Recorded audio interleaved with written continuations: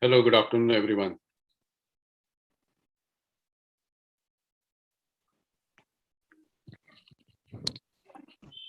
Good afternoon, sir.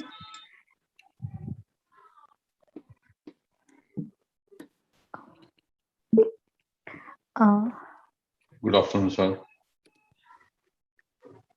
Good afternoon, sir. Okay, good afternoon to one and all. I, Dr. Deepali, NBA Coordinator, Department of Engineering Sciences, welcome you all in this session. Today, we are going to learn top-down continuation of program design concept and course outcome designs in this session. I hand over this session to Ajay, sir. Sir, it's over to you. Thank you very much, sir. A very good afternoon to you. As requested by Dr. Zadav yesterday, I'm going to extend this session to up to 3:45 maximum, and try to cover as much as possible, from this content that we need to cover for this MTP. I'm going to share my screen now.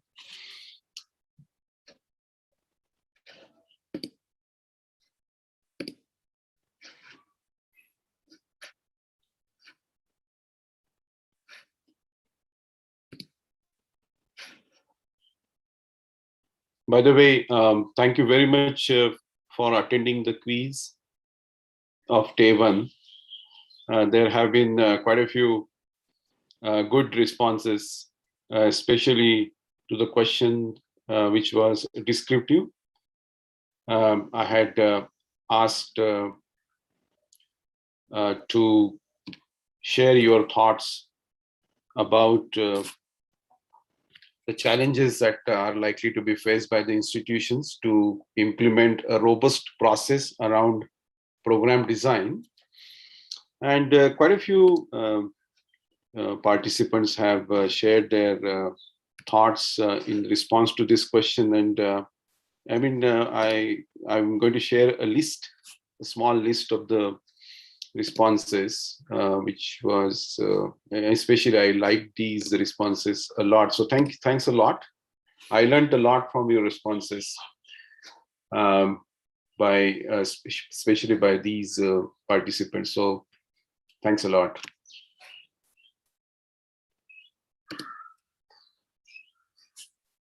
I'm going to reshare the screen now.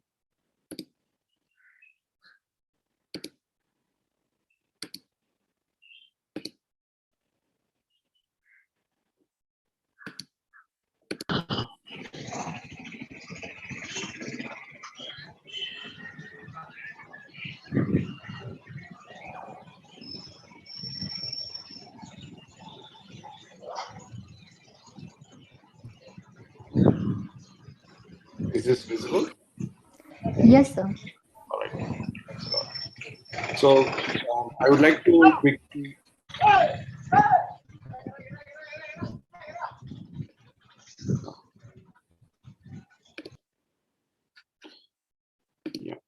I would like to quickly recap on the yesterday's session, and then we can continue the remaining part of this discussion about program designing.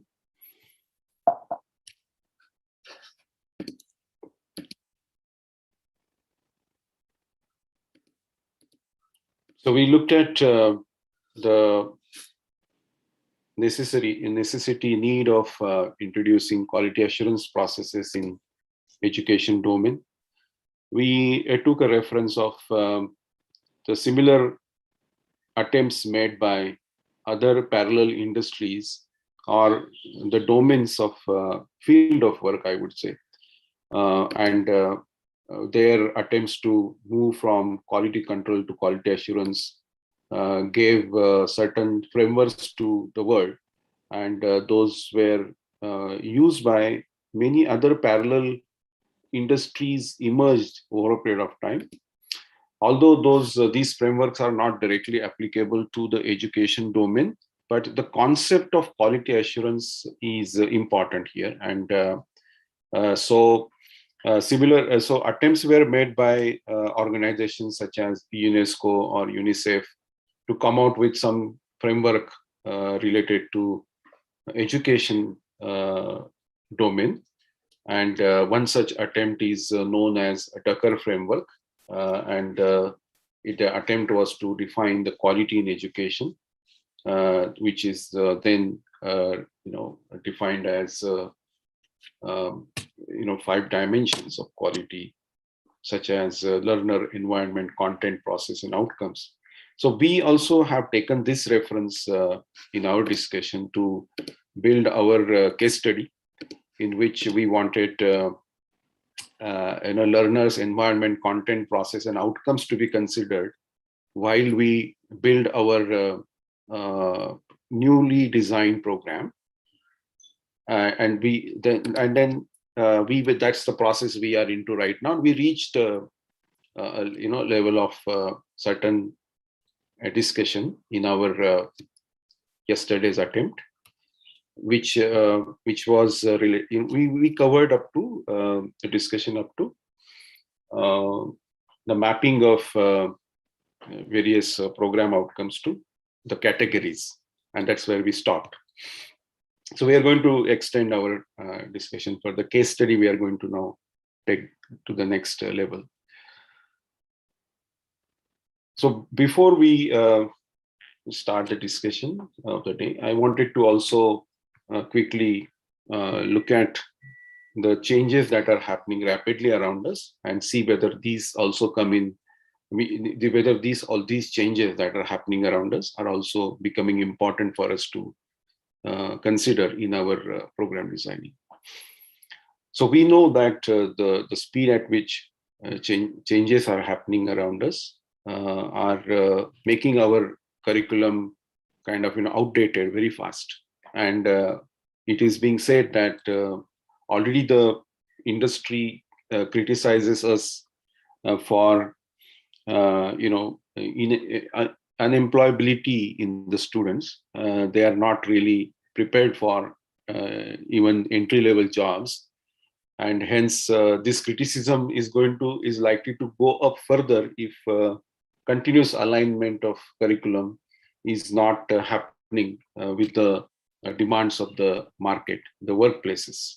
Finally, this workplace, the outside world, is obviously going to drive the education, because higher education, obviously the skills and the competence the students are going out with, it is obviously expected by the students that they get absorbed, they get a good job, a respectable livelihood after they finish the graduation or post-graduation. And hence it is not only the expectation of the industry to align the curriculum to the requirements of this era, but also the students expect them to be prepared for, so that they lead their life, respectfully. But the student mindset is also changing rapidly. Those who are born 5 to 10 years ago are likely to be in higher education in another kind of 10 years, and hence it is going to be further challenging. We know this mindset of these students, right? And hence it is the curriculum and the instructional delivery is going to have some challenges. The explosion of the data around us because of the rapid changes. These changes are not only just limited to the field of work or new technologies, new field of work is emerging, but also the information of these domains is rapidly growing, and that's also is going to pose a challenge, because when we talk about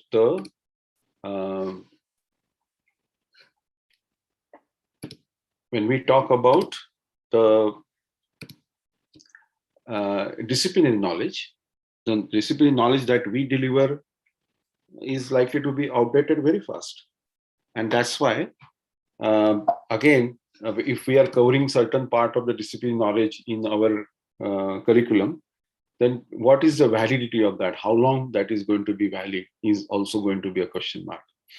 And hence, it is, I mean, we will have to find out some answers for this. I'm just stating here the challenges of these rapidly happening changes. And then another important shift that is happening is into the skills needed. I'm going to have another slide to further expand on these ideas related to shift in the skill. So let's wait for that slide to come. And the last point here is related to rigidity in the program design, which is there currently.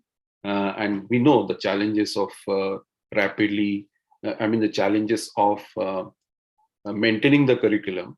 It is expected that 20-25% of the curriculum does have to change every year, but probably that may not be good enough, and even faster than that, the curriculum may have to be evolved. So that's the reason the accreditation manuals are emphasizing on having a robust process around reliable, robust process around the program designing. So that is to handle such challenges that are emerging rapidly. So this is about the shift in the competence. In the 19th, 18th century, when agricultural age emerged, psychomotor skills were required because labor force got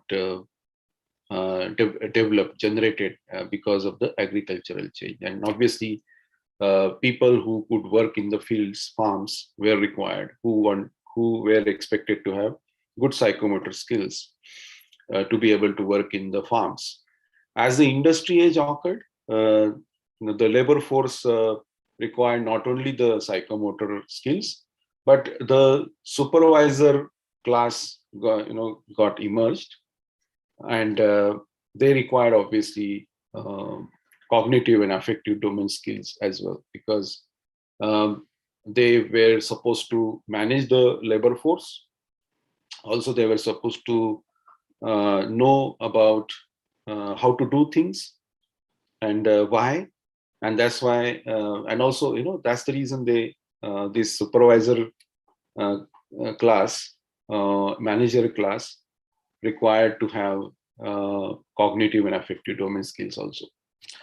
In the information age, which is believed to be now, require deeper cognitive and affective domain skills. Right? We all experience this, right, already. Obviously, psychomotor skills are anyway required because that's going to be a continuous requirement. Agriculture remains the part of our life. Industry will remain the part of our life, but a new class got generated, and that required more cognitive skills and affective domain skills. In the next era, which is expected to happen very soon now, is being called as innovation age, which required more affective domain skills, which is going to be critical thinking, communication, collaboration, creativity, learning to learn. And that is why there is a more emphasis on affective domain skills in the program outcomes design as well. Yesterday, we have saw an example of San Jose State University, where out of 6 program outcomes, I think there were 3 program outcomes related to affective domain skills. Even if you take the example of the graduate attributes, list of graduate attributes that we saw yesterday, there was a significant amount of number of attributes were related to affective domain. So this is the reason, because the future age is innovation age, and that would require our students to be able to think critically, communicate with others, collaborate with others, have a creative mindset, and have an ability to learn themselves. So because of the explosion of the data and discipline knowledge becoming obsolete very fast, obviously they will have to learn themselves quickly, and have a grasp of the situation by exploring the disciplinary knowledge that required to solve the problems of the future, and then that would require them to have an ability to continuously learn. So that's the reason there is a good emphasis on the skills related to affective domain. So we looked at these references of NAAC and NAP, which were related to program designing.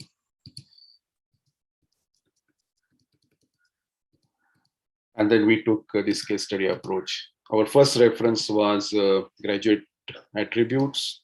Then we talked about the relationship of these attributes with 3 categories: knowledge, skill, behavior, and then the knowledge dimensions, because these knowledge dimensions are actually the reason for categorizing the program outcomes in these 3 categories. Factual and conceptual falls into the same category, knowledge. Procedural belongs to skill category, and metacognitive belongs to the affective domain, and hence it is the 3rd category that we require to be identified as attitude or behavior. Sometimes it is also called as behavior. So these are the 3 categories. So when we come out with our set of program outcomes, for our new program that we are planning to design, we pick and choose the right set of program outcomes from this list of graduate attributes. And now here onwards, the reference of graduate attributes doesn't have to come in picture, because now we have moved ahead from that.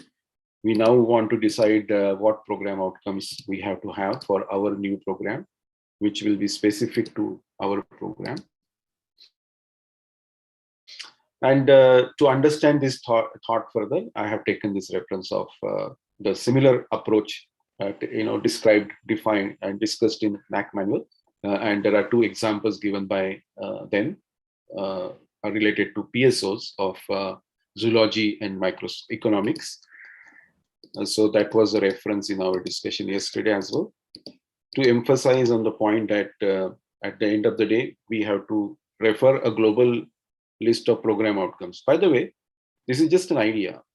If you don't want to refer to the graduate attributing list, that is perfectly all right. At the end of the day, what is more important is to have a set of program outcomes which are primarily taking care of the 3 categories of the outcomes: knowledge, skill, and attitude.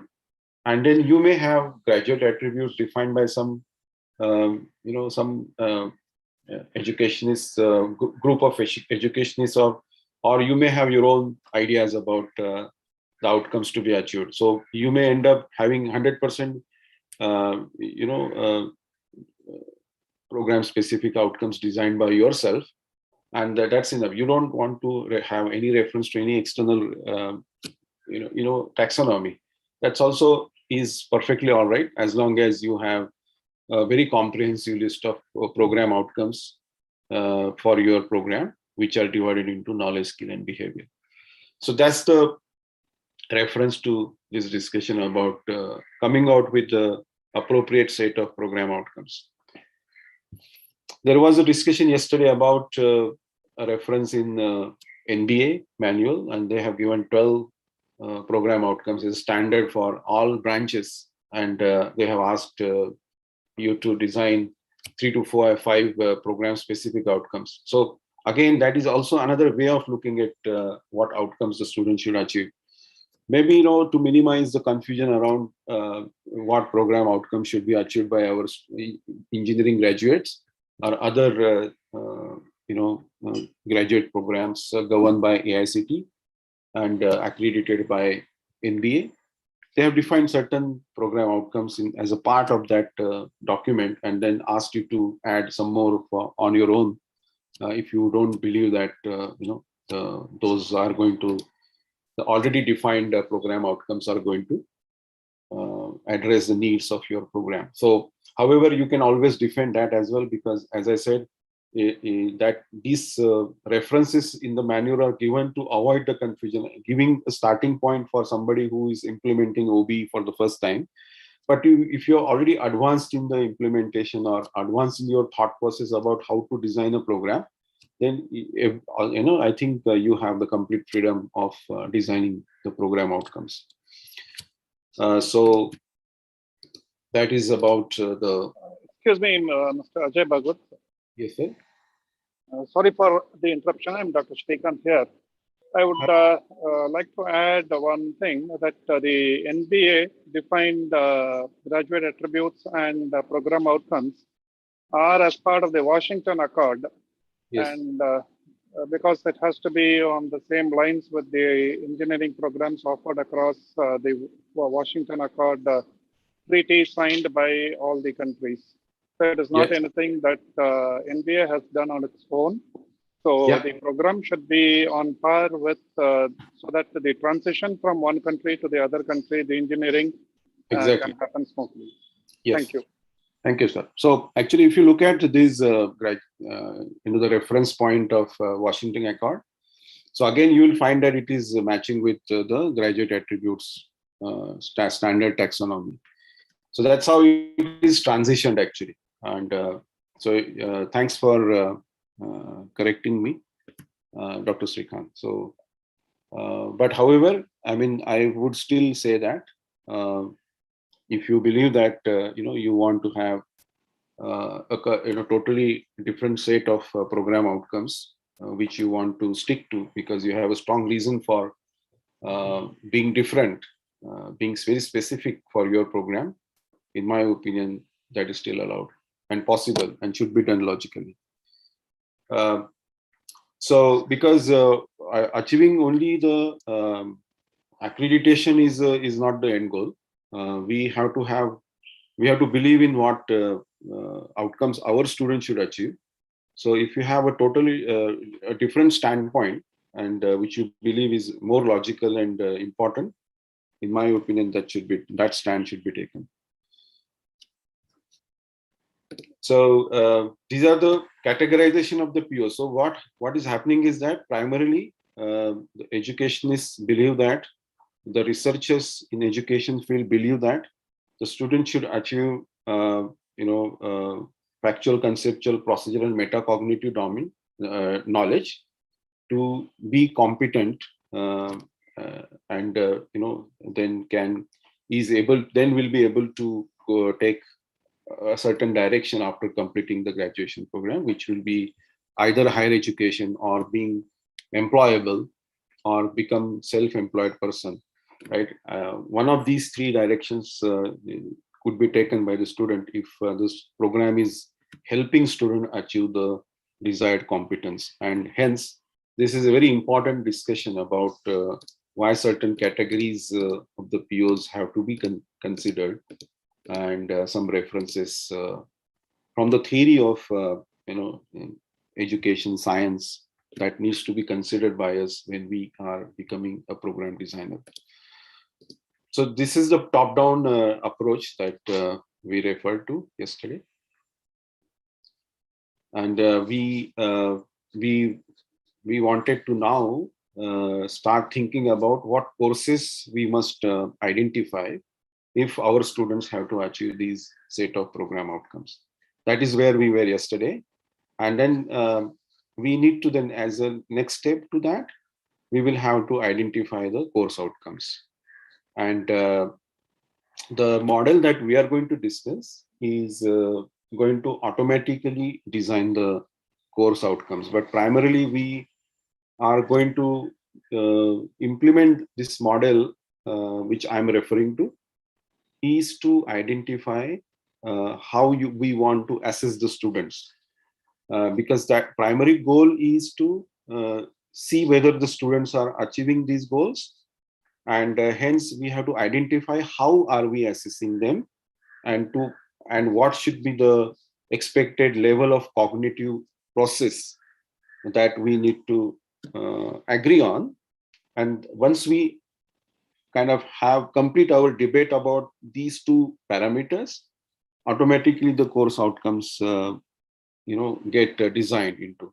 So course outcomes designing is a byproduct of the main thought process about how to assess the students and what is the level of cognition the students should be at. Once we have the clarity on these two aspects, automatically course outcomes get designed. So that is actually the outcome-based education top-down approaches. But as I mentioned yesterday, since we are trying to retrofit existing programs into this, we are not finding any relevance. It's just becoming a tick mark, and that is the reason the real essence of the outcomes-based education is somewhere lost in that. So to avoid that, even yesterday I've seen some of the comments in the quiz as a part, as a response to some of the questions in the quiz, that the participant belongs to affiliated college, and hence there is no opportunity to change the program design. There is because it is already defined by the affiliating university. But that is not the way to think about outcomes-based education. Even if you don't have any ability to change the curriculum because it is governed by affiliating university, still you can independently analyze the program designed by the universities, identify the gaps, and then you can have your own certification courses or some kind of electives which will help the student to mitigate those problems and then bridge those gaps which you are identifying by analyzing the program designed by the university. So even to be able to identify the gaps, probably this discussion will be useful for you. So this is where we were yesterday, and so now that we have reloaded this discussion into our active learning memory, let's start adding these additional inputs onto that. So what has been done so far by us is we have identified our program outcomes here, and they belong to these three categories, which I'm showing here using three different colors. And I'm showing the relationship with knowledge and then factual and conceptual knowledge dimensions. This is the skill category POs related to procedural knowledge, and attitude category POs related to metacognitive knowledge. So it doesn't mean that they have to be linearly achieved. These will have to be achieved any point in time, these POs. And but still, obviously, there will have to be a progression from foundational concepts to application, which anyway is used by us in even today, right? It is not about outcomes-based education. Is more logical, right? We are taking the students from lower order thinking skills to higher order thinking skills, and obviously, that is anyway being done by even right now. So if we now start thinking about how our students are going to achieve these program outcomes, then we may have certain content identified or recommended by stakeholders such as alumni or industry representatives, some experts, some educationists, and they all would give their inputs. We know this process already. And as a program designer, we also will use our own wisdom of program designing. And also we have to consider the new directives given by NEP 2020 and other accreditations and rankings. So naturally, everything goes into this thought process. We have this blueprint, and then we start identifying the content which will help the students to achieve those respective views. So since we have to deal with these two program outcomes related to factual and conceptual, so this number of program outcomes which I have shown you is just an example, obviously, right? There could be a difference in the, based on the, there would be different number of program outcomes belonging to each category depending upon what program you are designing. So please look at it from the perspective of as an example. So these are the courses identified here by me as a program designer, which will help students to gain factual conceptual knowledge. Then I would pick another set of courses which will have some start of introducing some skill level program outcomes here. And hence I'm showing this, the shade of pink here in these courses. But primarily this course is, still continue to deliver a certain factual conceptual knowledge, but it is now also expecting the students to start applying it, and hence some procedural knowledge is also being delivered here. As I go ahead, I will have to start thinking about now, taking them, start building onto these foundation, and then taking them more and more towards achieving the skill, and then some kind of, metacognitive attitude level POs like this. So I'm also now introducing certain activities in the designing of my curriculum, which will help student gain the momentum to achieve the metacognitive attitude level program outcomes. So this is how actually typically we will have to spread the curriculum such a way that students progressively start achieving these program outcomes, and we take them from foundational level to more complex curriculum design progressively to deliver those outcomes expected progressively. So that's the way we will have to do it. And these gaps here I am showing purposefully to accommodate as many as possible activities related to attitude level program outcomes. And the reason I wanted to show this is to emphasize on the fact that today we do have quite a few competitions and activities which allow students to learn these skills such as teamwork or for example, if you are expecting certain students to be form a team and conduct some kind of technical event or some kind of event which requires them to come together, work in a group. Somebody will have to lead this team and then achieve the desired goals. So a lot of organizational skills also will have to be exhibited by these team members. But not everybody is able to participate in this, and that's why we have to somehow we have to create some space in the curriculum such a way that as many as possible students should be able to participate in such competitions, activities, which will help them achieve more attitude level skills, collaboration, communication, critical thinking, ability to learn themselves. And that is probably is missing a lot in the current designing, because we are stuffing the whole curriculum with classroom teaching a lot. And although there is a internship added, there is a project added now, competitions like Baha are added, some students are being sent for attending conferences. Many such attempts are happening.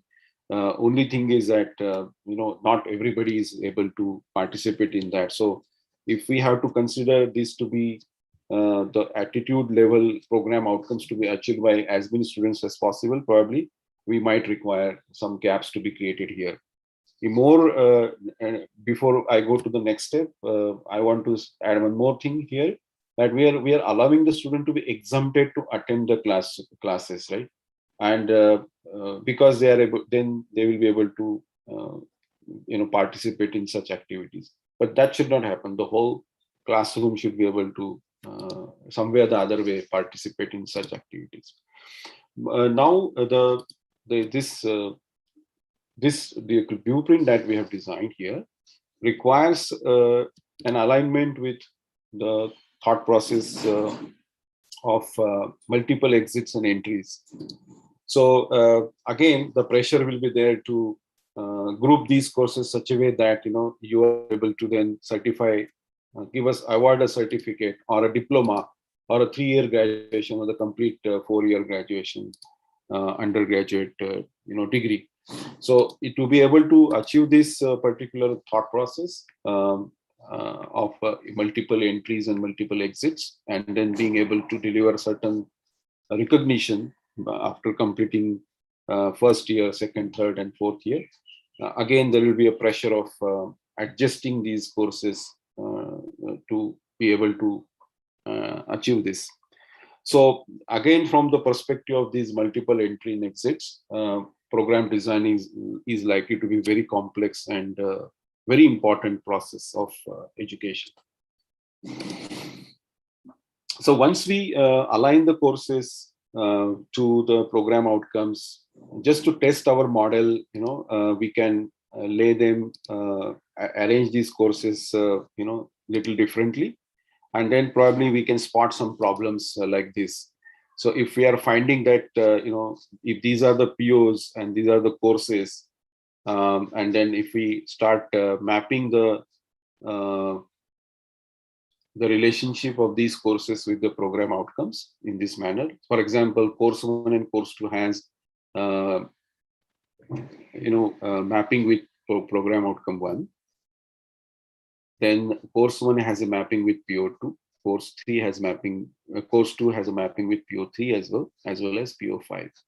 So likewise, if I would arrange all the courses on the x-axis and on the y, you have POs, then you might find that there is certain imbalance there. Certain program outcomes are being mapped to multiple courses. Mapping is done because of the content that you are picking, choosing to be delivered there, which will help you deliver those desired program outcomes. But in this process, you may have to keep an eye whether there is some kind of imbalance that is happening. If you believe that this is fine, because PO5 is very important for the students to achieve, then more emphasis on the content delivery related to PO5 is perfectly justified. But if it is happening inadvertently, then probably you can correct the situation and balance the content such a way that enough priority is given for each PO. So that's the kind of counterbalancing and some checks you will have to implement to test your own model. And also that is the reason you have to collect the data, not only from the perspective of outcomes-based education, measuring the attainment of the students and analyzing the weaker student performances, but also as a program designer, you have to continuously collect the data to check your own thought process, your own design process, and then that will help you continuously improve the program designing process. If you because once you test this model, the final results is going to be available only after 2 to 3 years. It's a long process. So naturally, there will have to be a faster, kind of alignment of the curriculum with the requirements of the outside world. And hence the very stringent process will have to be there to test your own thought process continuously. And for that, you may have to collect some other data. You have to design your own framework to collect the data from your teachers and the students, I mean the performance of the students, and then try to interpret it a little differently for testing your designing process, which is something different and other than outcomes-based education. So some such model will be part of your program designing process, which is expected by NAC as per the criteria number 1. So I'm bringing back this slide of knowledge dimensions to once again reload this into our memory, because we are now going to use these knowledge dimensions, to design to come out with our the model that we need to have in place to think about how we are going to assess the student, right? That's our next building block of our program designing, right? So what we have done so far is that we have designed program outcomes. We have designed our curriculum, our content that is needed to be delivered. The next part is this was all about the teaching part, right? So far. Now we have to think about learning part, how the students will learn, and how am I going to assess them whether they are achieving those expected level of cognition. So for that, we have to look at every course separately. So you can think about your current, the course that you are teaching. Maybe that will be probably easier for you to relate this idea with the content that you are delivering in your current semester. So if you take that course and then break it down into your subtopics, that will be the first step, and then start identifying the knowledge dimensions these subtopics are associated with. So the reason we have to do this is to think about how am I going to assess the students? What questions am I going to design? And how am I going to assess the performance of the students? Now, again, I need to reiterate that this is a thought process that has to go into as a part of the program designing. This is not to be identified by the teacher in the real time while being in the classroom and delivering the lecture. It is not expected that a teacher will do this. This is the designing program designing process.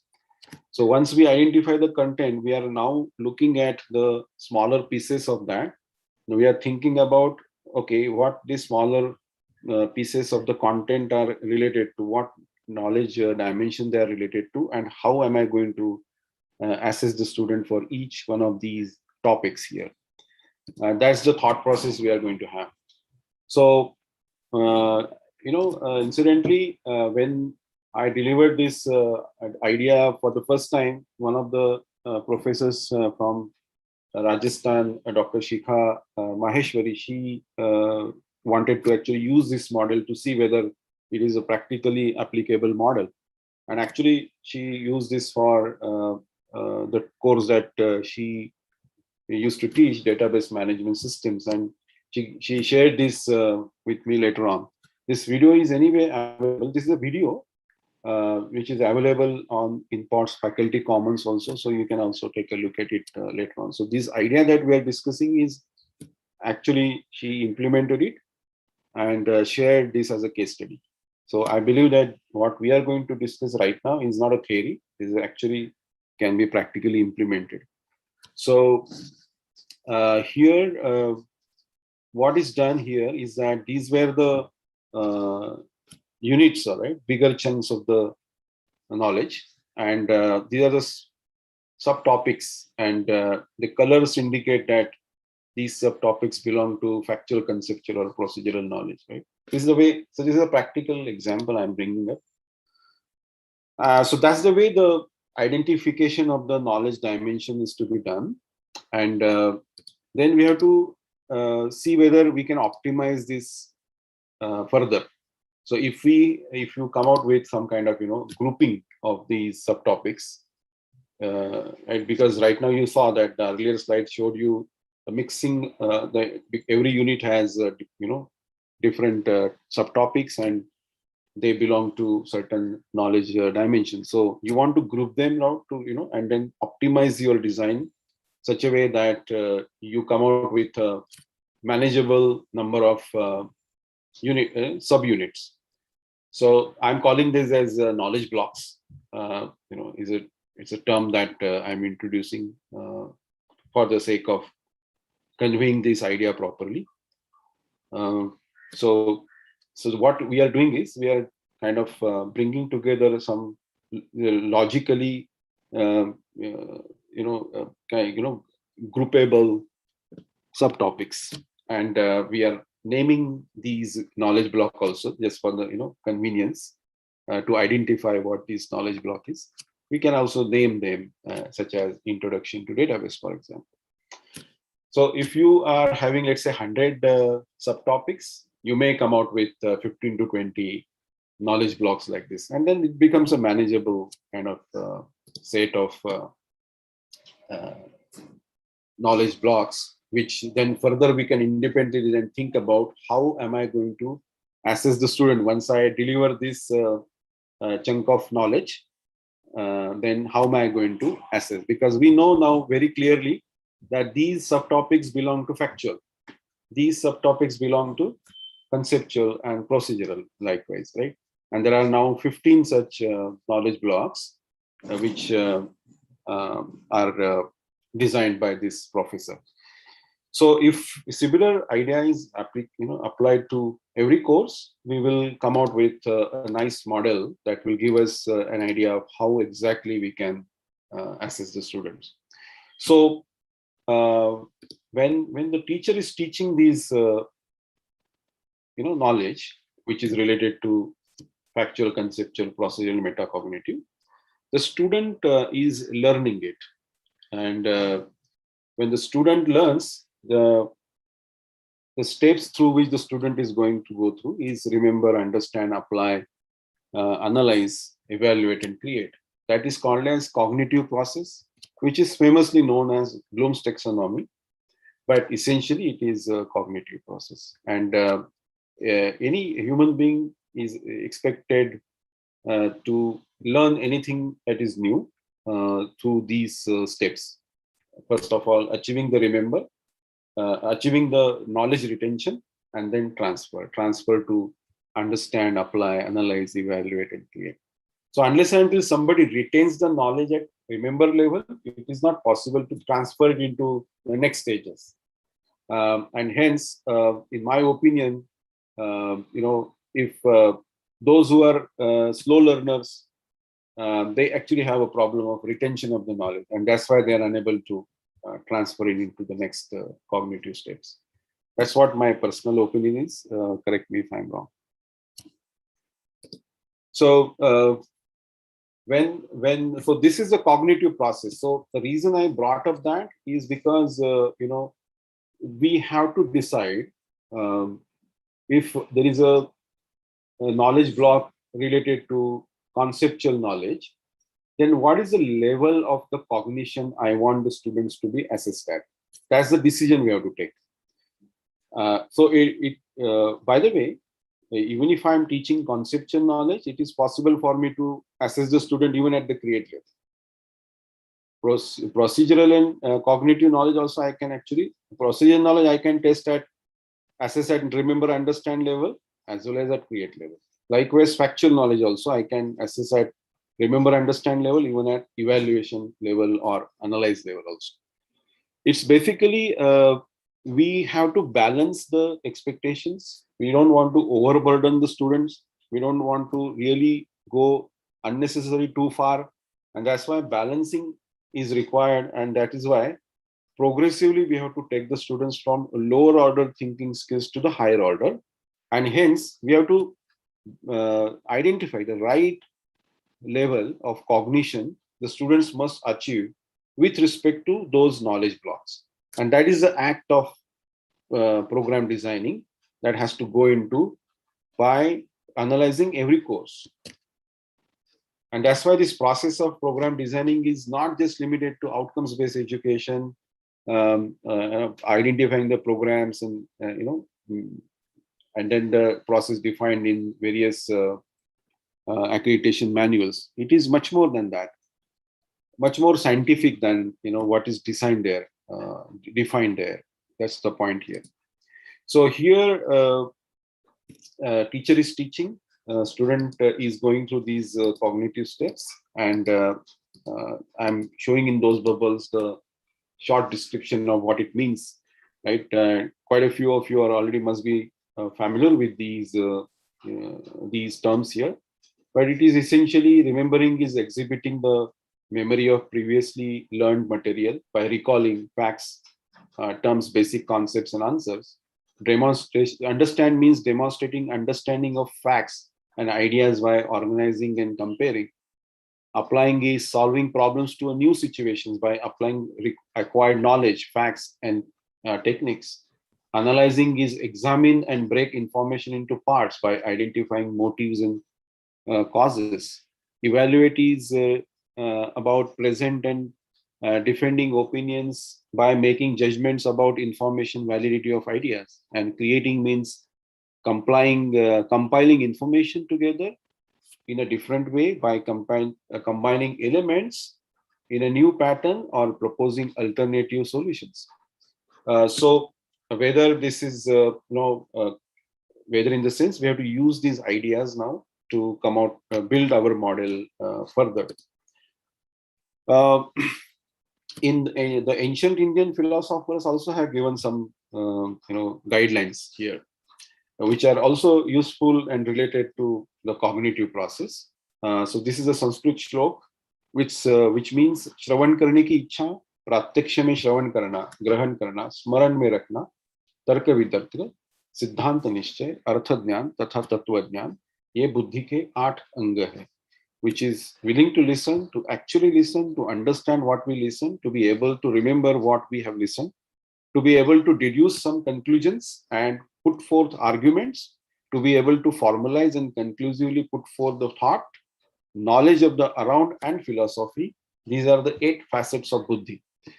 So this is also quite a good reference for us. However, now our education field believes has accepted Bloom's taxonomy as a scale for cognitive process. So we will obviously stick to that.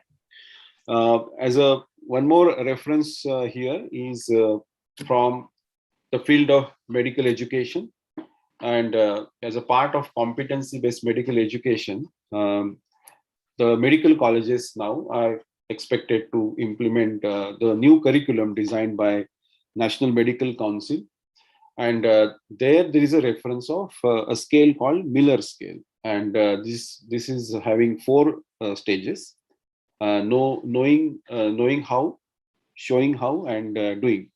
So these are more applicable to the students of medical colleges, and hence they use this scale, but approach is same, going from lower order thinking skills to higher order thinking skills. So idea is same, philosophy is same. So here this is the idea of knowledge retention and transfer. Transfer will happen. Retained knowledge can be transferred to understand, apply, analyze, evaluate, and create.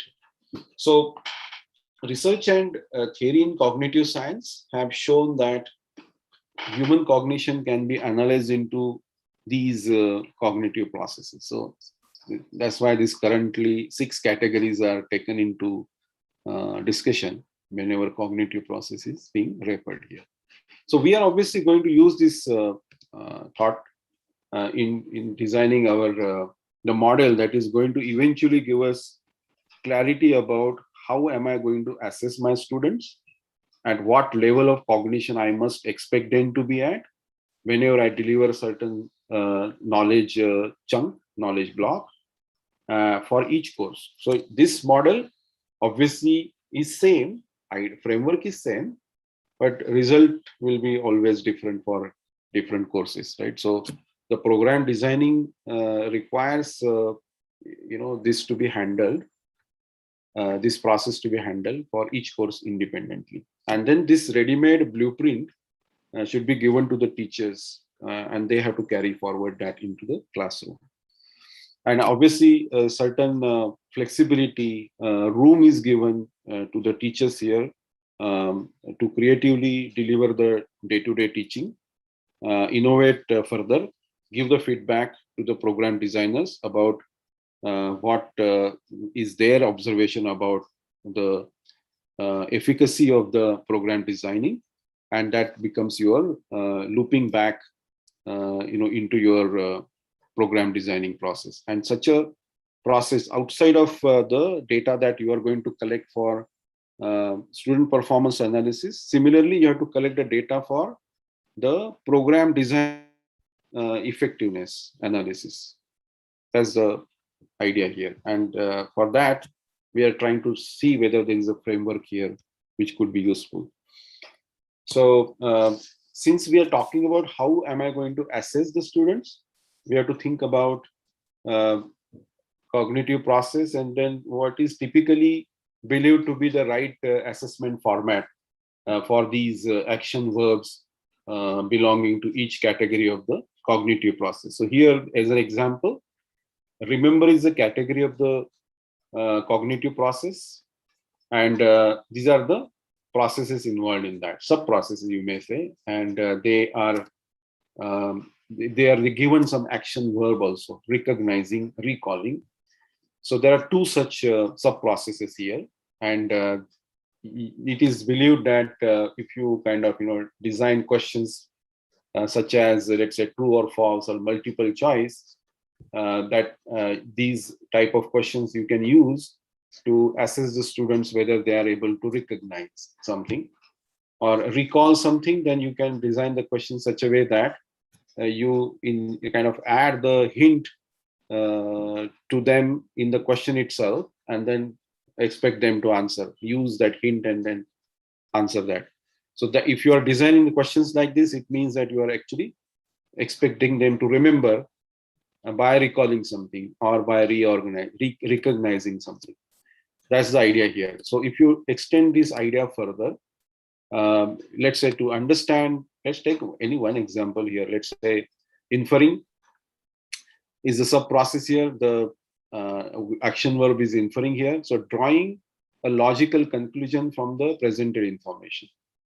And then sample learning outcomes verbs may be extrapolate, interpolate, predict, conclude, infer, deduce. So these are the synonyms here. And the kind of task you would expect them to do is defined here.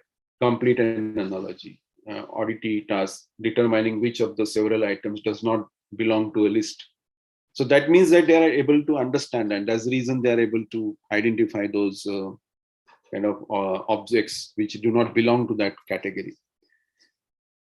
Explaining is a very simple one, right? Reasoning, offering a reason for a given event, troubleshooting, diagnosing a problem in a malfunctioning system, redesigning, making changes in a system to accomplish some goal, predicting, determining what the effect of a change in one of the part of the system will have on other part of the system.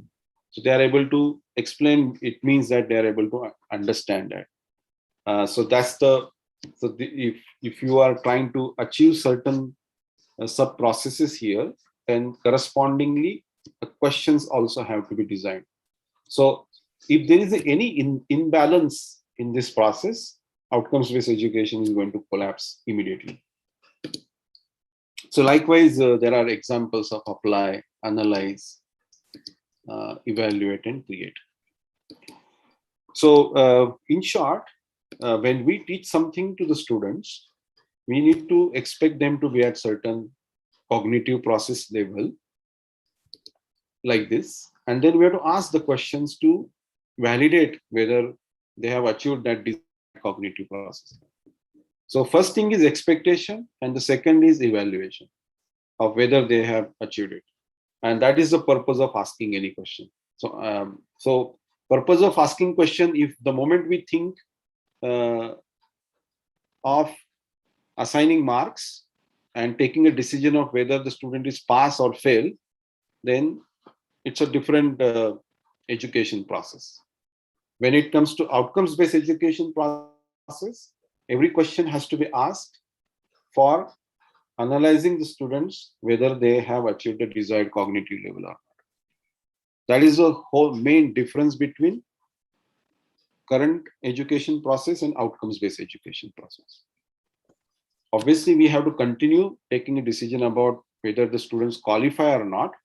But even if you think about the guidelines given in NEP, there is an emphasis on student profile and giving them feedback about outcomes that they have achieved, the degree of their outcomes achievement, and not only the marks. Marks are for some other decisions about their progress in education. But what they really must know is about something like this. Something like this in the sense, the graduating attributes they have achieved or not. What is the degree of their achievement? Because again, when we start measuring the outcomes, it's a different discussion that we are going to have. It can't be binary yes or no, isn't it? Because if we are analyzing whether the students is able to use the modern tools, if that is the program outcome, then it can't be yes or no there, because the students may be able to use it to a certain extent and then not beyond that, maybe, or out of 10 tools, maybe 5 could be used which were simpler to use, but the moment more skill was required, the students where a particular student was unable to go beyond that. So that's we have to define some degree. So there will have to be some kind of performance indicators associated with the program outcomes to be able to give the right answer to feedback to the student. So measurement of outcomes is a different discussion we are going to have, but essentially the answer cannot be binary, which is currently there in our current education process, either pass or fail. And that is not the way to communicate the outcomes to the students, and that is something that is expected in NEP 2020. So next, so we have to now use these ideas that we just discussed in extending this model further. And now we have to think about what desired level of cognition I want the students to be at. So I may say that this is a factual knowledge block, and I want the students to be at understand level here. There is another factual block, but I want students to be at apply level here. Likewise, there is a conceptual block, apply, but another conceptual block, I want them to be an analyze. Likewise, I'm identifying certain other desired level of cognition. So this may give me an idea of how this course has to be taught. These are the knowledge blocks, and this is the desired level of cognition. So now next is obviously we have to think about the sub processes, because at the end of the day we have to achieve clarity about what type of questions I'm going to ask. Not the actual question that I'm going to ask. I'm going to define the type of questions that you must be asked to assess the students for these desired level of cognition. And then the creativity and question framing can be left to the desired group of teachers who are supposed to design the questions. But what I'm supposed to design as a program designer, these are the type of questions you must design there, right? And then that is the end point of my program designing here. So that's the way I'm now going to extend this my thought process further. So I'm going to come out with action verb. So what action verb is suitable here? Interpret or classify? How can I take this decision? Calculate or implement? Is there any way to arrive at a proper decision making in regards to what's a process I must decide, picked here, right? So how, this, some logical way of balancing this is required, because we don't want to overburden the students, right, unnecessarily. So that's the reason we have to have some logical way out here, which is very, actually, logically we can decide this, how the student should progress through the process of graduation. So if we know that there are certain program outcomes that they have to achieve, which fall into cognitive domain, certain outcomes are in psychomotor and affective domain, right? We have seen that already.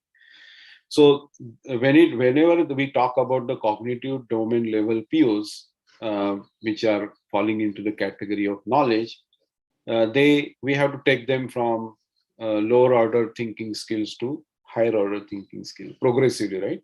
Likewise, in the skills category and the affective domain category also, there could be a way to take them gradually upwards. So their start could be smooth, and then they can fly higher. So that's the way we probably would logically think about it, right? So this is how the progression of the students can be done. And based on that, we can balance the expectation. So if we create a kind of guideline for us, this is our decision table, and this gives us the idea about how I should design the cognitive level there for every knowledge block. So to extend this idea further, what I am going to do is use this Iowa State University's model, which helps me correctly identify the action verb. Right? Action verb is because it gives you some idea about how am I going to assess the student, what type of questions I'm going to ask. So for every knowledge block, you need not have only one action verb. There may be a bunch of action verbs, because knowledge block is a bigger, right? It has got multiple subtopics inside that box. And hence, certain subtopics you may want to assess with different action verbs. Certain will be, so you may have multiple action verbs belonging to each knowledge block. So that's the process of, so this process will help you nail down defining those action verbs here. So this is the, you may call it as y-axis, and this is x-axis, and the junction point here gives you the expected keywords. So for example, if you are delivering factual knowledge and you want the students to be at understand level, then these are the kind of keywords that become important. If you now try to apply this, let's say you are delivering factual, and understand is the expected cognitive process, then you have this set of action verbs here, right? So which one is most suitable for the knowledge block, that this knowledge block that you are delivering, which is the most suitable action verb here? That's the decision that has to be taken. And at the same time, you are having this big picture in the mind about how progressively you want the students to be taken. So if this particular course is from, let's say, third semester, then you may want a little want the students to be at little higher level, maybe at be able to do a bit little complex kind of tasks. But if the same course belongs to, let's say, sixth semester or seventh semester, probably you want them to be doing much more complex tasks in regards to understanding something. That's probably is expectation that you can set here. So likewise, if you the factual, you want the students to be at apply level, then we can choose the right keywords here. So this is the way this model will help you come out with a right set of action verbs. If you are also taking a decision about what metacognitive knowledge block I am delivering, and how should I evaluate the students, Then there is, apart from the cognitive process dimension, you can also have this other dimension here, which could be like receiving, responding, valuing, organizing, and internalization. So here, this also could help you come out with certain action verbs or activities, I would say. You might have heard about Dreyfus scale, and that is nothing but this. So this Dreyfus scale helps you also in measuring the competencies, and that is the reference that I'm bringing here. So these are not my original ideas, obviously, but I'm just using these models into building a totally different model. And that's why this is a mix of multiple inputs coming from various directions. And based on that, I have designed this model.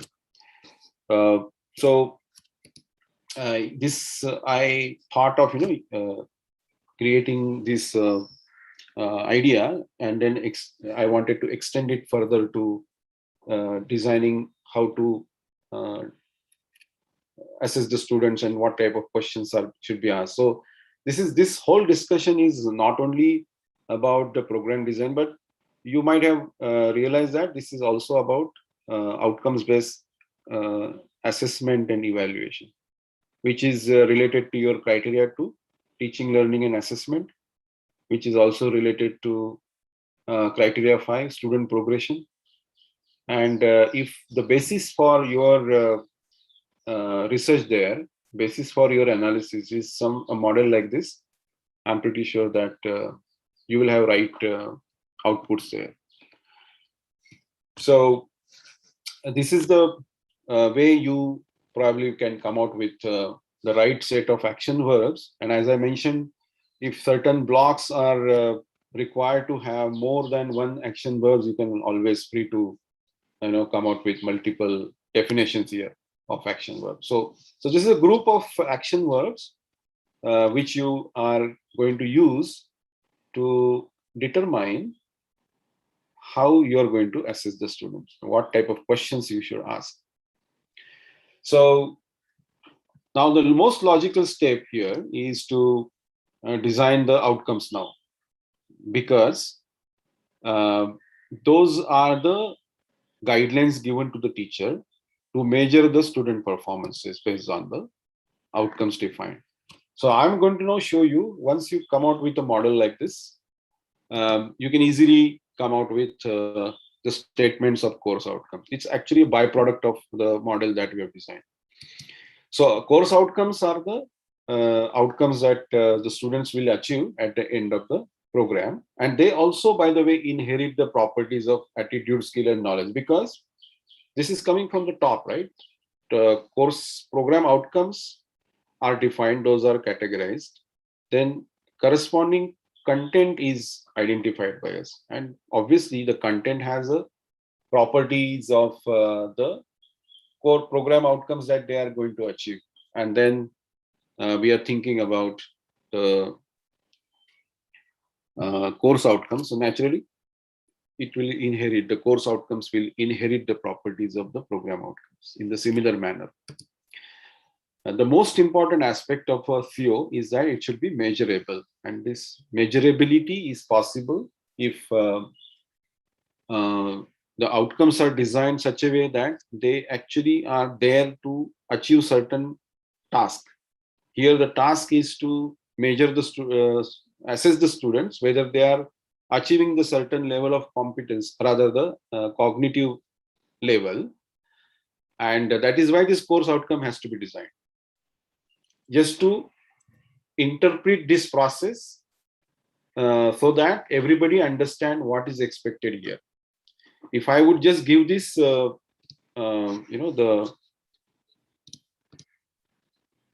this model here, it is difficult to interpret it unless and until I explain how it should be interpreted. So interpretation of this model is nothing but coming out with the set of course outcomes. And then naturally, then everybody understand what exactly they are supposed to do and then measure. So that's exactly what we are going to do. So Now take a look at here. What I'm going to do is, for a second, I'm going to remove this level of cognition, because the purpose of this is over. We have identified the action verbs. We know this grouping of knowledge blocks, and we also labeled it, right, like this. So purpose of this middle layer is over. So I'm going to just remove it for a minute, and then move these action verbs towards my left, and knowledge blocks I'm going to move towards my right. Sir, And this gives me course outcome statement. sir, your screen is not visible. Slide is not visible. Slide is not visible. Yeah. How about others? Because I have not made any change. It is visible. I'm able It to is see. visible. Yeah, it is visible. Visible. It's visible. It is visible. Visible. Right, it's visible. So I've not made any change. Please check the internet connection at your end, sir. So I'm going ahead. So here, what has happened? I have just moved the action verb to my left and knowledge blocks to my right, because that's the way the course outcome statement will be designed by us, by just using a 4-component model, and that is end of the day going to give me a statement of course outcome. So this is the way it is going to be done. So take this example of a course outcome that you will find in NAC manual. Describe general taxonomic rules on animal classification. Can you identify what keyword action verb is here? It's very easy, right? Describe. And then knowledge block, general taxonomic rules on animal classification. So there is a condition also mentioned here. That is precisely what the 4-component model is, to create a descriptive statement to define what you want teachers to achieve. That is called as course outcome statement. So the method of coming out with the course outcome statement is so scientific that it becomes a byproduct. Actually, this is not the aim. Aim is not to design the course outcome. Aim is to design how you are going to assess the student and evaluate whether they have achieved the desired cognitive process. To interpret this process, you are coming out with course outcome statement. But they themselves are not the primary objective to achieve. The primary objective to achieve is whether the students have achieved the desired cognitive process.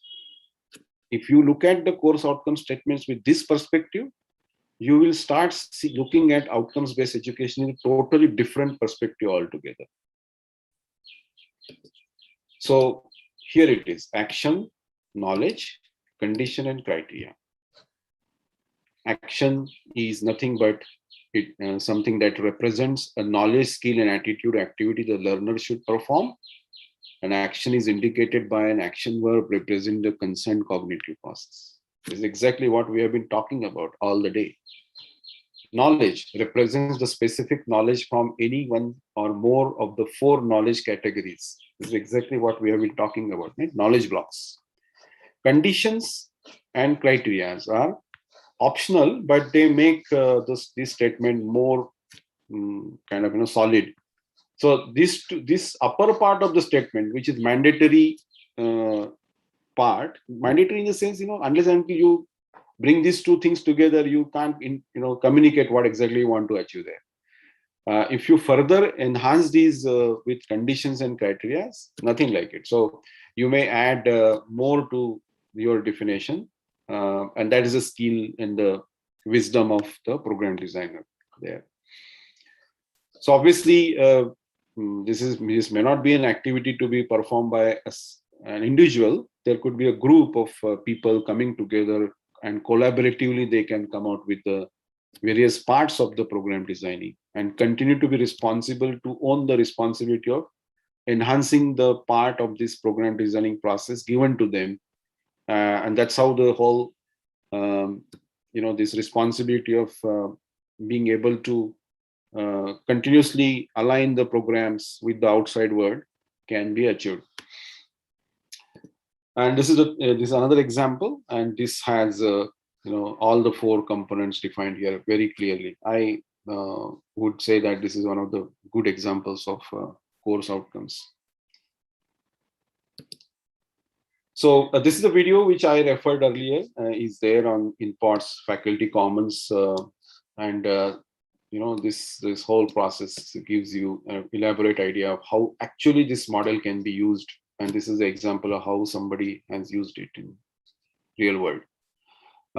So the reference of InPOTS Faculty Commons YouTube channel is actually a channel dedicated to share case studies of coming from the teachers who want to proudly share with the community their experimentation, their achievements in the field of implementation of outcomes-based education. So they can send us a video of 5 minutes explaining what exactly they have done, what are the outcomes of their experimentation, and then they can share it with us.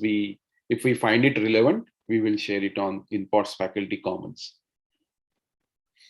So these are the course outcomes which this professor designed using the model that I have shared with you. Very clear and also granular. Although they are more in numbers, but this is what is the design of outcome. A course outcome is required to be measurable, clearly measurable. Today, there are quite a few misconceptions about how many course outcomes are expected. People say that thumb rule is 5 to 6, 5 to 7 are good enough. But there is no basis for all that, right? But if you believe that this model has given you certain inputs, in my opinion, this is the way to come out with the set of course outcomes, and there cannot be anything else actually. What has happened typically is because of the misconception about what is outcomes-based education. I have seen examples of course outcomes designed as per the units, without even any relevance to what program outcomes this course is supposed to achieve. There is no relevance, there is no connectivity at all. But this is a unit and this is the course outcome. This is a unit, this is a course outcome. In a way, you can call them as unit level outcomes and not course outcomes, because course outcomes have to be linked to, first, program outcome. Second, they have to be telling the teachers and the students both that achieving this course outcome is important from the perspective of assessing whether the students have achieved the desired cognitive level. So what cognitive level they are supposed to achieve? For example, you categorize. Can they categorize this? Can they examine this? Can they compare something? It's straightforward. Yes or no, and yes, and why no? So this is the analysis. How many of them could do this? How many of them could not do this? And this automatically also gives you an idea of how to design the questions, type of questions. The exact question designing is a separate process. That's a question.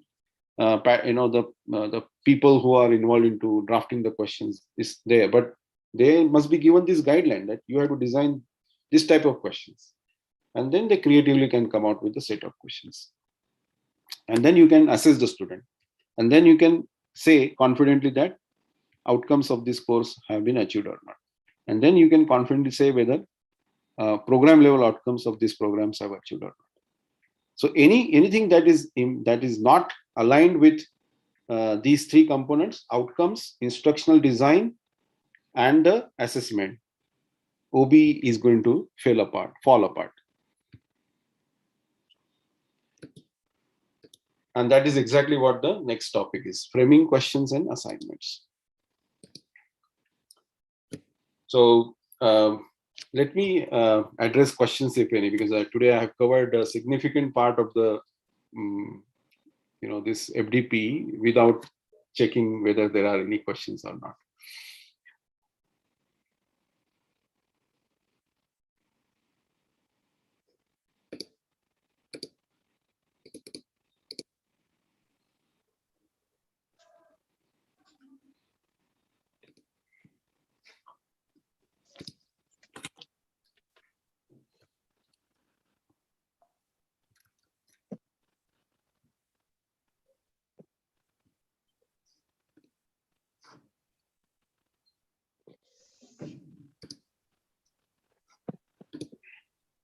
Any questions, dear participants?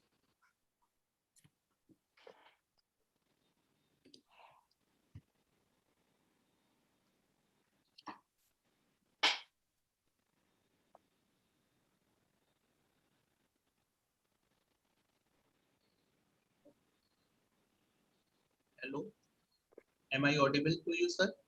Yeah, yes, sir. Yes. I have one question. If if average of the subject is same by both two teachers, then how it will impact on the performance? Performance of Means pull-up factor. I would request you to repeat your question or type it into the question box. I Sir, cannot hear you clearly. okay.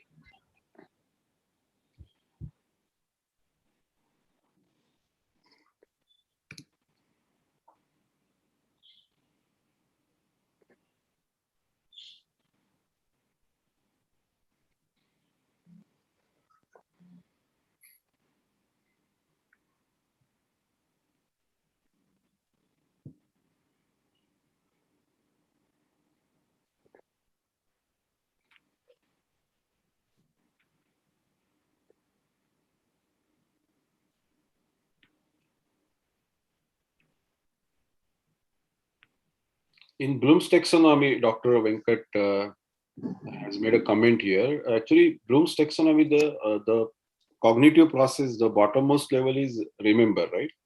That is retention of the knowledge, and transfer is to the first step is understand, second step is apply, third is analyze, fourth is evaluate, and fifth is create.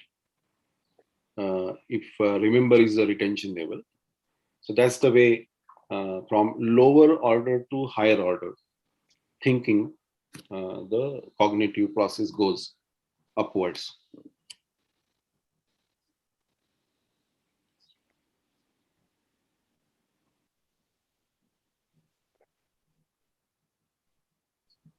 So Dr. Nitalikar has asked what should be the number of COs. Actually, this answer is automatically given to you by the model.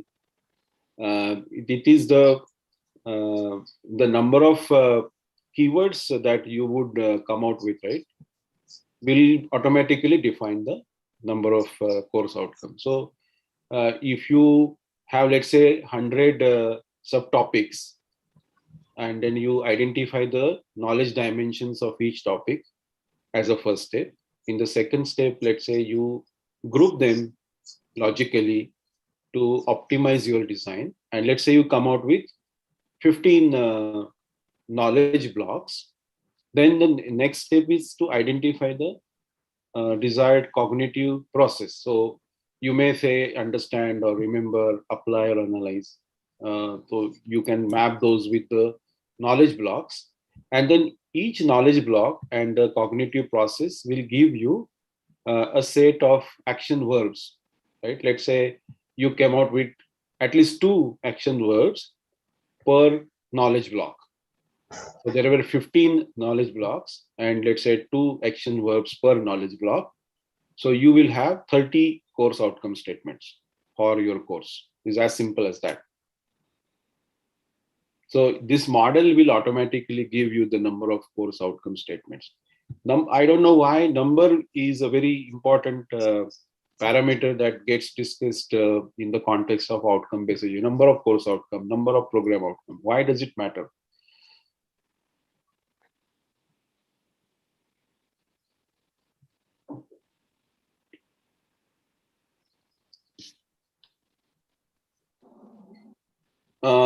Analyze and evaluate is totally different. Yes, so actually, I don't know. Actually, this theoretical definition of these various cognitive processes, I have taken the same reference. So obviously, apply is different, analyze is different, evaluate is different, create is different. I'm not Dr. Syed. I've not started the presentation. I'm just waiting for all the questions to be get answered. and then I'm going to go ahead. So I'm yet to start the presentation. I'm just waiting for all the questions that are there get addressed. So Dr. Srikanth has posted a question here. Could you please throw light on assessing correlations levels? I'm going to actually give you that idea of correlation levels. In fact, if you have the blueprint of your program, right? The courses that you have mapped. Let me actually go back to the earlier presentation to answer this question of Dr. Srikanth.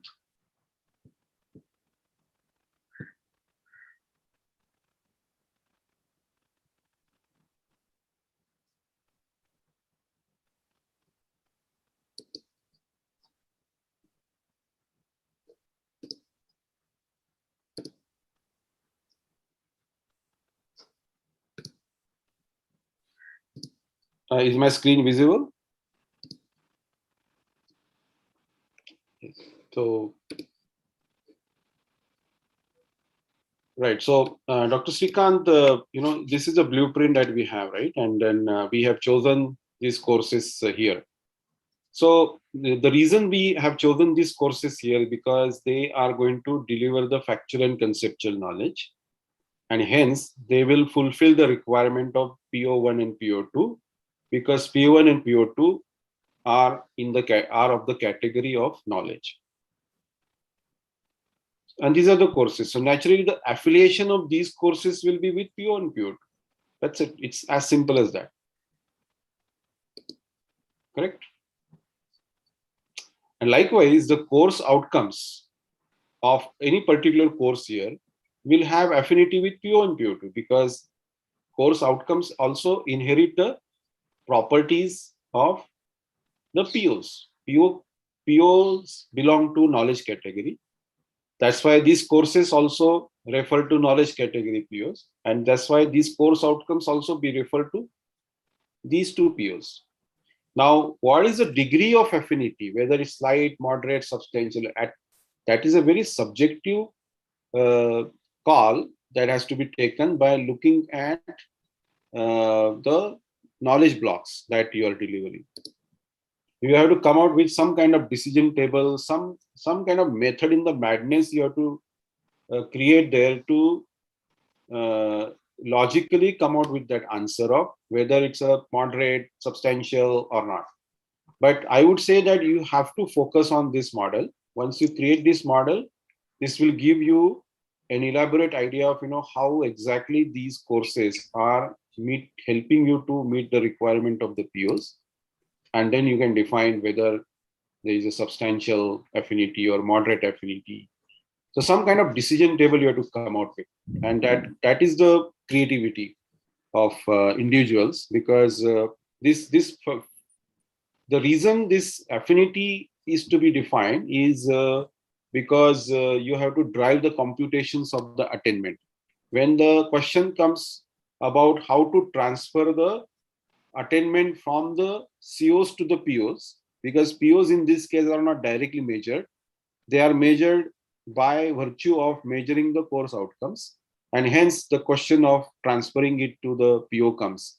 And that's why the education researchers say that you define the degree of affinity and then transfer the attainment based on this affinity.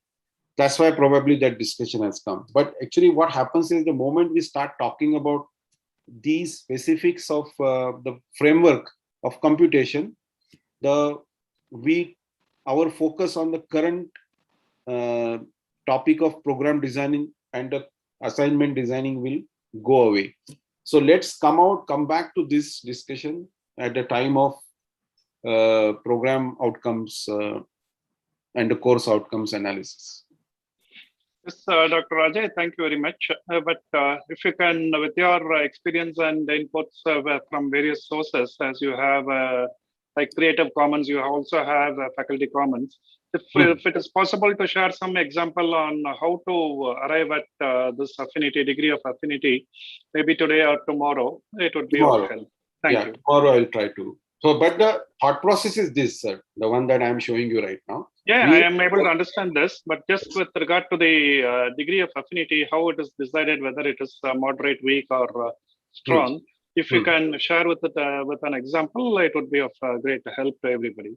I will try to do that, sir. Please. Thank you. So a couple of questions more here. What is the impact of attitude on individuals' performance? Can you elaborate your question, Professor Vrish? Attitude means exactly what? Are you referring to attitude program outcomes? Yes, sir. Okay. So program outcomes belonging to attitude category, and you want to understand what is the impact of those POs on individual performance. Actually, I did not get this question. Can you elaborate, sir? Sir, students have a different mindset. Their attitudes are different. In that respect, Actually, you're actually referring to the behavioral issues of the students. Maybe some of them are they behave differently, less disciplined than the other students. Is that the context here? yes, sir. Yeah. So obviously there will be impact, on their performance. So even this is not related to outcomes-based education. Generally, this is a problem, isn't it? This has got nothing to do with the outcomes-based education. This is generally is a problem, and we know that students suffer because of their lack of attention or lack of seriousness. We know that anyway their performance is a problem, and the way currently that is being communicated may be different than what is expected to be communicated here onwards to them. And I believe that many progressive institutions in India have started a process of mentor-mentee, and every teacher is given a group of students to mentor throughout the graduation cycle, and probably this is the process that needs to be further improved, tightened, or whatever, and address issues such as these in those mentoring sessions. And so this is a very difficult question to answer, but in my only input to you right now is that this particular question doesn't relate to outcomes-based education. This is generally a problem. It has got nothing to do with the designing process that we are talking about right now. Sir, if we are comparing the result of one subject in 5 institutions, then errors should be distributed uniformly. There is no need of uniformity in the way you have designed your program. The method, the framework could be same, but there will have to be a lot of creativity that has to go in when you come out with a program designing. So if you take 5 institutions and if you compare their specific program design, let's say for mechanical engineering, then all the programs should be different. Actually, designing should be different based on their, because every individual will have their own justifications and reasons for designing the programs in a different manner. But what could remain the same is the process of designing those programs. It's never going to be comparable and should not be. Okay, sir. Thank you. Otherwise, we will lose the creativity. We will not be able to learn from each other.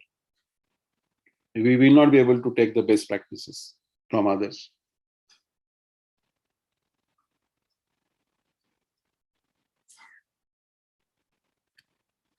Next question here is tutorial session also have a map with CO? That is, here what is required is that you have to first of all understand what cognitive process level your tutorial will achieve. What you're talking about is the assessment method, whether it's a formative, summative, tutorial, project work, midterm exam, continuous evaluation. That's a assessment tool you're referring to. But why that assessment tool exists? Because you want to assess the student to evaluate whether they have achieved certain competency or the cognitive level. And to assess that, you are designing a tool in which there will be some questions or it could be some activity also. So it's basically a tool, but the purpose here to design that tool is the tool is output of the thought process about how to assess the students and evaluate them whether they are achieving that cognitive level.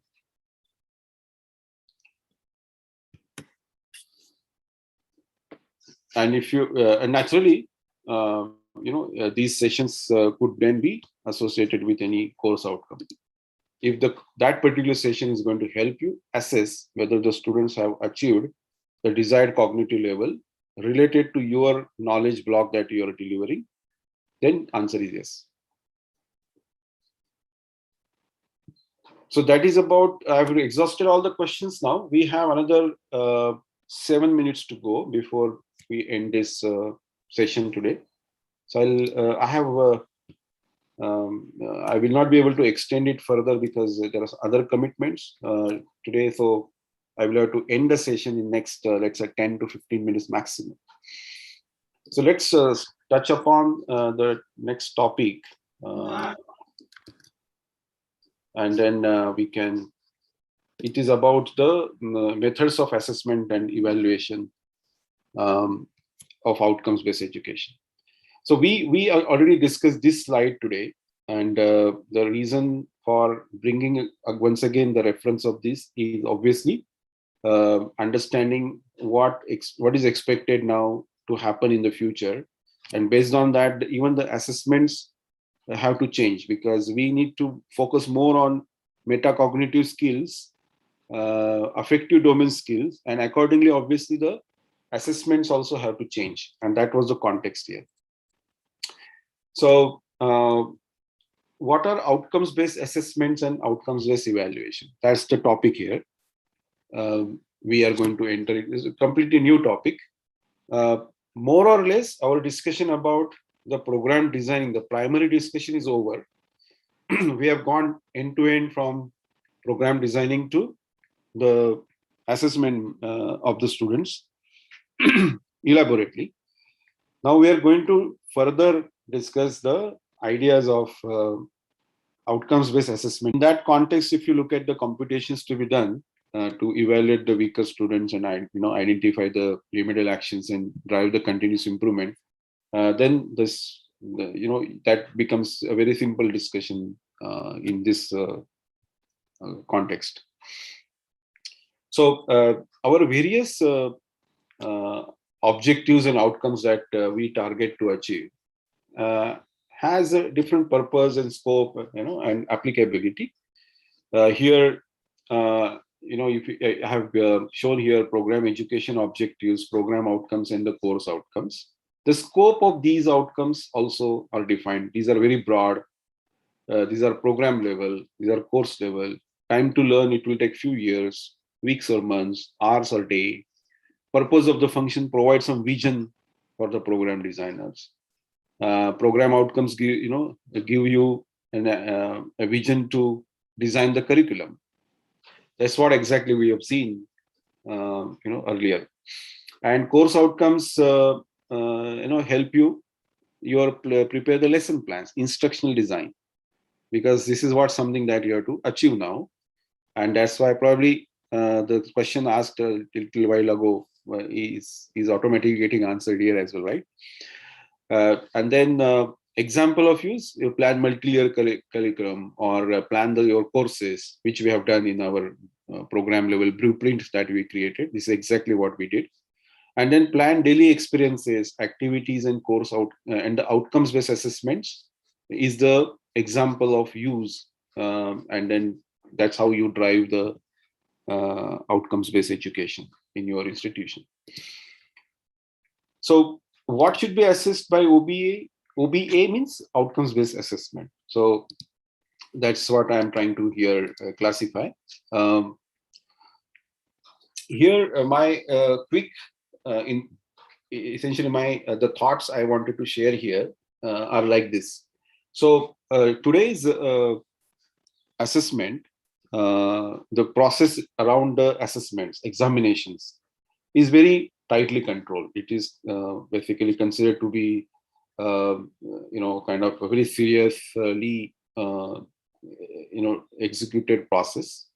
We don't want too many people around it, and secretly the question papers are created, printed, distributed, and in every semester or a few times we have to assess the student, take those marks, prepare the mark sheet, and then declare whether the student is pass and fail. So that's our traditional process. So that's why there is a huge seriousness associated with this whole process, because pass and fail is a very important decision that we have to take.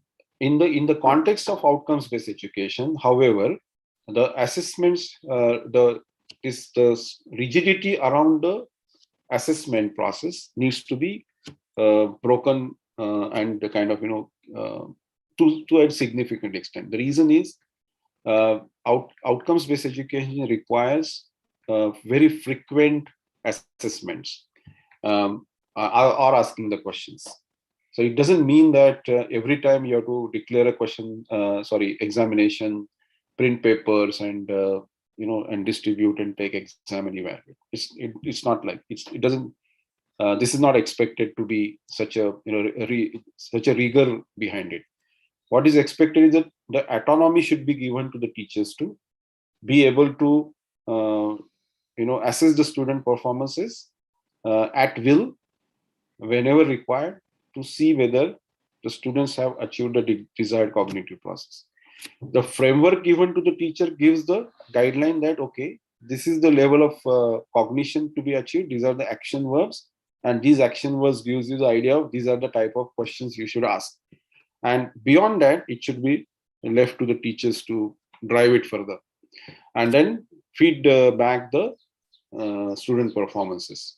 And so this measurement of the student performance requires you to use the technology or some other methods which will help you collect the data and feed it back to the system. Otherwise, outcomes analysis cannot be done. Using this analysis, the teacher will have to then further plan the actions, remedial actions, by identifying the weaker students and planning the remedial actions. That's why more formative assessments have to happen. And these formative assessments have to happen with no rigor of the kind of examination process around it, because here the purpose of these assessments is not to declare the student pass or fail. It is to identify the outcomes, and that's why it should be completely governed by the teachers. So a lot of autonomy is expected to be given to the teachers in this process of outcomes-based education to whatever extent possible. Next is as far as the evaluation is concerned, in fact, I mixed the two ideas presented in these two slides, and this is exactly what I wanted to actually communicate as a using these two messages there, that it requires to kind of reduce the rigidity around the examination process to a significant extent, autonomy to be given to the teachers to assess the student performances from the perspective of identifying the outcomes. So I have brought in this concept of alignment of outcomes, instructional assessment during our previous discussion of program designing. I'm extending that thought further here. So here the teacher is in the classroom, and teacher is trying to think about, okay, these are the course outcomes I need to achieve, and I need to now design my instruction such a way that I'm able to help the student achieve these course outcomes. And then I have to measure also these course outcomes, so that I need to have assessments also to be aligned with what I am teaching. So that's the kind of lesson plan or the session plan needs to be designed. When today we obviously this session planning is also being done at many by many teachers all over India. Many times I've seen examples of course files or which is created by them at the beginning of the semester, but that requires a reference of outcomes based education and also this alignment of outcomes, instructional design and assessment. So let's see what happens when there is a misalignment, right? If the assessments are misaligned with learning objectives or instructional design strategies, it can undermine both students' motivation and learning. So let's say this is the outcome is learning to apply analytical skills, and assessment measures only factual recall, right? So naturally, the students who had practiced hard to be able to apply the analytical skills are going to get nervous and unhappy because only factual recall was expected by the assignment. So it's a mismatch here. Second example could be then instructional strategies focus. That means the lesson session plan focuses entirely on summarizing the arguments of the different authors, and assessment measures students' ability to compare and critique the arguments with different authors. And much more critical thinking is required here, but the instructional design is not basically covering the critical thinking part of it to that extent. So naturally, students will fail. So if your outcome measurement shows you that students have not performed well, then it is false negative, right? Because the teaching was never expected to be help teaching the students to compare and critique the arguments and of different authors. So this mismatch will create a false negative, and such a outcomes measurement will obviously lead to wrong interpretations of student performances. And that's the reason outcomes, instructional design and assessment must be in alignment with each other. It is one of the most important kind of practice that has to be implemented while you are implementing outcome education. So how to get the OBE outcome-based assessment right? A very high emphasis on program designing, right? Which we have discussed a lot. There is a good understanding of cognitive process required, and that should result into blueprint of outcomes also. So we have to look at every outcome very, very clearly and as if there's a complete DNA mapping is done with every course outcome, and that kind of DNA mapping is required. That will give you a very clear idea about what is expected to be done to achieve every course outcome separately. So this is the top-down design that we referred earlier, and the cognitive process, which is one of the important aspects of getting OBA right, is this. So cognitive process we referred earlier, right? There is a 6-step cognitive process that has to be clearly understood. The knowledge dimensions have to also be there on the others axis to measure whether the students are achieving those desired cognitive processes with respect to these knowledge dimensions. And Miller scale or Dreyfus scale also is another reference that can go into your cognitive process definition. And then these two inputs, blueprint of the program designing and solid understanding of the cognitive process, can give you a blueprint of outcomes. So let's say this is the course outcome for course code number 101 and course outcome 1 is the course outcome, which is numbered as 101.co1. It maps to, let's say, PO4. The topic is normalization. The subtopic could be types of normalization. Knowledge dimension is conceptual. Cognitive process, apply or implement. These are the keywords. Assessment method could be lab activity or anything else. Domain is cognitive. Complexity is medium. This is a balancing of the expectations. Type of questions, descriptive. Type of assessment, formative. So this gives you a clear guideline about how to achieve this course outcome. That is what I'm calling as blueprint of outcomes. This is also an expected process to be in place for the crystal clear understanding to everybody involved in the teaching learning process.